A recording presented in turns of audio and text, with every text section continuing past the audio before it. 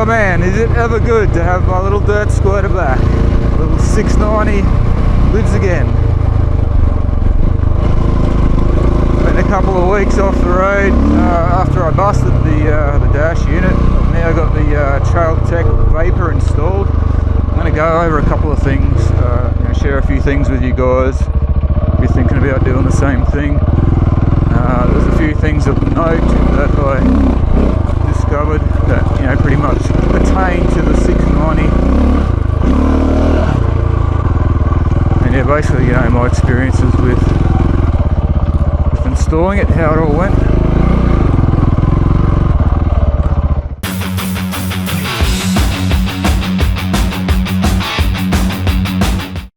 So I guess the first question would be, would I do it again given the choice? A couple of days ago when I was in the thick of installing this thing, I would have said no. I would say I would rather grab that thing, set it on fire and throw it into the fucking bush rather than install another one of these on a 690. I'll be honest, it was not fun, guys. It's not super easy. Definitely, you're going to need a few days to get the job done. But in reality, what are the alternatives? You can buy another original replacement dash.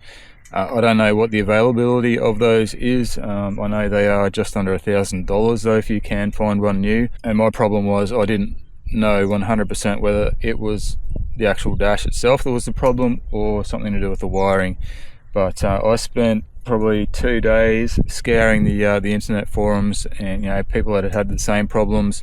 I tried doing all the things that they suggested. It seemed to me that I was getting power from the accessory and the constant power at the 32 pin plug. Both the earths were fine. The backlight would come on the dash and the ABS light, and that's all I get. No tacho, no LCD readout, none of the other warning lights like the neutral or anything like that. Nothing was working. So in the end I sprung for the Trail Tech Vapor with the indicator surrounding dash thing that's got the 4 indicator lights around the edges, for your blinkers and all that stuff. In the end it cost me about $450 Australian, but the thing was, I knew that it was going to work because it uses its own sensors, so no matter what the state of the wiring on the bike was, I would at least have some basic stuff like a speedo, trip meter, odometer, temperature readout, all that sort of stuff. Now firstly, mounting it to the bike, I think it actually looks pretty good. I think it looks better than the stock dash, to be honest. I've just mounted it on a plate. I think that's 3mm aluminium by 25mm wide. It basically slid down in between the stock mount for the dash and the the triple clamp there. I think I've got some photos, but yeah, just a thin 25mm bit of alley straight up there, bolted onto the mount that comes with the dash surround thing. Worked out really well. It's solid, it's not going anywhere, it looks good, it's in the right spot. Now I actually purchased the Vapor kit that is specifically for KTMs. I don't know if it's really meant for the 690, but it did come with the speed sensor here that threads directly into the caliper there, so that was quite handy. As you can see, it runs up here. But yeah, it was the right thread for that hole. It was already threaded there in the caliper. However, unfortunately, none of the holes for the bolts or any of this stuff lines up with that hole. So I had to drill a hole in my brake disc right here, and that's where I've installed the magnet, just with a bit of 2-part epoxy glue. It works pretty well, but as you can see, it's kind of right on the edge there. It's not perfectly ideal. Would have been good if that hole lined up with these, so you could just install it in one of those holes, but yeah, whatever. Alright, I just moved to a spot with hopefully a little bit less wind noise. So the KTM kit that I got also comes with the slide-in temperature sensor that goes in between the fins of your radiator, so I've installed that. There is also a separate sensor for the temperature you can get that fits in this M6 bolt hole here on the radiator on the 690s. So if you want to spring an extra 60 something Australian dollars for that sensor, you can buy that separately and it'll bolt straight into the radiator. I just thought I'll get the KTM kit with the radiator one that slides between the fins and make do with that, and it works really well. Bike temperature at the moment showing 85 degrees. As for the tacho, guys, I didn't worry about the tachometer. I don't really care about the rev counter. Matter of personal opinion, I suppose. With this bike, it doesn't rev that high anyway. It's not really something that I need. And installing the wire for it, you've got to actually wrap the wire around the bottom of the coil pack thing where it almost goes onto the spark plug, and then you've got to have a wire coming out of there. It's a bit of a pain in the ass. Not really worth it in my opinion, so yeah, I didn't bother with the rev counter. However, there are a few other things missing currently from this setup that as I have it here. One thing of course is the ABS. Now I think I could get the ABS light working, but there's no button to turn the ABS on and off. If you've got the dongle, you probably don't care. If you're like me and got the ABS completely disabled anyway with a spacer in the wheel sensor, you're probably not going to care about that either. So yeah, ABS, it's not working, there's no light for it. As I said, you could have the light for it, but I don't know how you go about making it switchable. Obviously there's other things missing too. I'll go into those in a minute, but I'll just show you firstly what I do have working, what dummy lights I've got going on my little dash thing here. So I've got left blinker and right blinker at the top. As you probably know, with the stock KTM dash, you've got one indicator light for the blinkers, so it doesn't matter if you're indicating left or right, that one light will flash on the stock dash. I tried to wire it up to be the same so I could just use up one of these for the indicators, so it just flash if left or right's on. But wiring those wires together, because you've got two separate wires going into the dash, one for left and one for right, if you put them together into the lights, when you indicate left or right, you get hazard lights. They both flash. So that didn't work, so I had to waste two of these on the indicators. I did want to have indicator lights. I think it is a safety thing, you know. You don't want to be riding around with your indicator on not knowing about it, you know. You end up having accidents and shit that way. The other one I've got here is the neutral light. I think that was pretty important to have, and of course the oil pressure. Another one that's missing is the standard engine trouble light, I think it's the FI light, fuel injection. That's usually the general engine problem light, as I understand it. Anyway, I could be wrong about that, but yeah, I don't have that hooked up. I don't have anywhere to put it. One thing to note, guys, the neutral light and both these, the oil pressure and neutral, if you're connecting into the 32 pin plug for those sensors, they are actually earthed, so they're not power, so you have to wire them in reverse. The indicator and also the high beam one, which I got working but I don't have room to put it on here, they're both powered from that 32 pin connector, so one side goes to the power on the connector, the other side of the light will go to earth. With the neutral and the oil pressure, they're both the other way around, so the pin will be earth. You'll have to run these to switch to power, accessory power, if you understand what I mean. I don't know why it's like that. It just makes everything that much more fucking difficult, but anyway, I got it working. As you can see here, I'll turn the key on, neutral light works, oil pressure light works. It goes out when the engine starts up, obviously, and the blinker indicators work as well, left and right. As I said, the high beam one will work as well. I just don't have anywhere to put it. I could put an indicator down here somewhere or something, whatever, but yeah. But for me now, you know, I've got a speedo. I can ride on the road without worrying about how fast I'm going, and I've got a trip meter. The other thing was the low fuel light.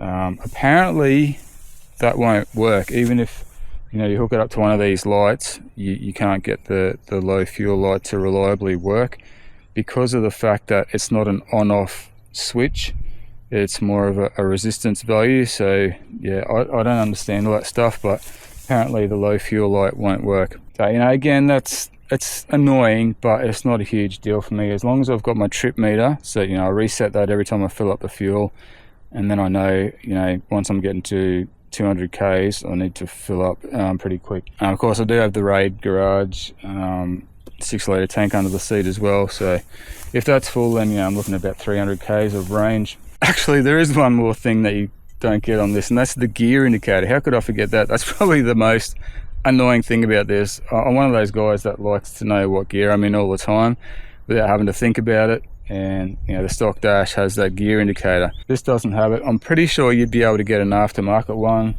separate to this if you wanted to. I'm probably just going to go back to trying to keep in my mind what gear I'm in. Anyway, I'll quickly show you guys the layout of the Vapor. I'm not 100% happy with it. It's good, but I don't love it. I think it could be laid out a bit better, but anyway, everybody's different. So yeah, this is the main screen. We've got ambient temperature up in the corner here. We've got speed will come up here. We've got time, and then the trip meter.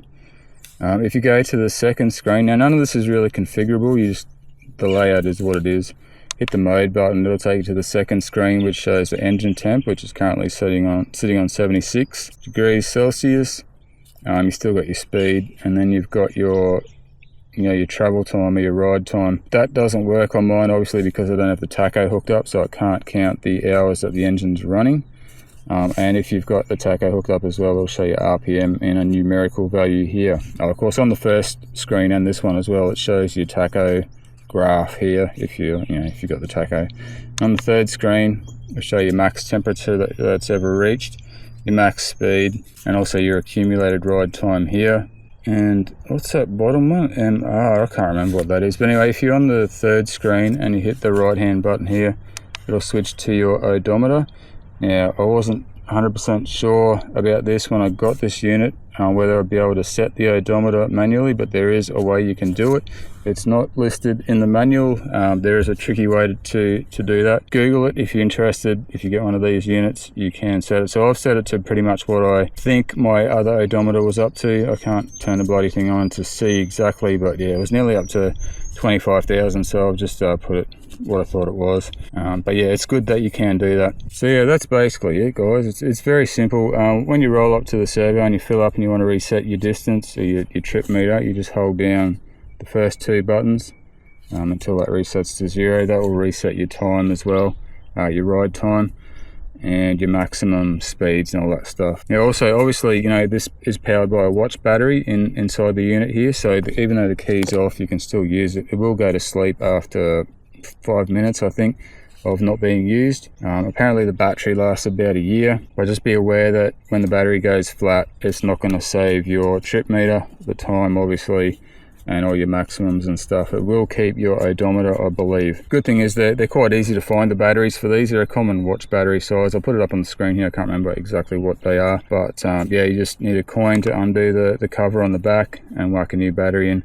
Also, we'll mention these lights up here. One of them will come on when your engine temperature goes over a certain value. You can set the value of that in the settings when you go into that. You go into that by pressing all three buttons. I won't go into that. It's all in the instruction manual. I'm not sure which one's which, but yeah, one will come on with high temp and the other one will come on at a certain RPM that you set to change gears, to let you know to change gears, so you can set that. Obviously, because I don't have the tacho working, it's not going to work for me anyway. Yeah, hopefully this little video has helped out some of you guys that were thinking about going down the Trailtech Vapor route for your KTM 690. I couldn't really find much info on the setup of it and everything. Like, I found some install videos, but people didn't really go into too much detail and how it works with this bike and that sort of stuff. And hopefully, this is giving you a bit more info. So yeah, obviously oil pressure, neutral, indicator lights, high beam, those all will work, no worries at all on the 690 if you find the right pins. I'll put up a diagram here on the screen to help you out, but yeah, and I'll highlight the ones that I have found out that do actually work. But yeah, there you go. The Vapor is, it's a viable drop-in replacement for the stock dash at half the price and much better availability. Absolute son of a bitch of a thing to get working if you're not really electronically inclined or minded, which I'm not. I know my way around a soldering iron, and I have a basic grasp on electricity, but yeah, getting that working. And I think probably one of the worst things about it was trying to get all the wiring, because I had everything pulled out. All the wiring was undone and all the zip ties that normally hold it all together, all that was hanging out like a big spaghetti monster, and just getting it all nice and neat back in there and being able to mount the headlight and everything back on without squashing. Yeah, it was a pain in the ass, man. But we got there. It works. I'm pretty happy with it. If you do it, be patient and set aside a few days. You don't want to be trying to do this one after work with a couple of cold beers. You're going to need a lot of time and a soldering iron. Anyway guys, as I said, I hope this has helped somebody out there. If you have any questions about the Trailtech Vapor and the setup on the 690, leave a comment below. I'll answer it to the best of my ability if I can. I can't answer every question, I'm sure, but I'll do what I can to help you out. Anyway, thanks for watching. Please subscribe. We'll see you soon.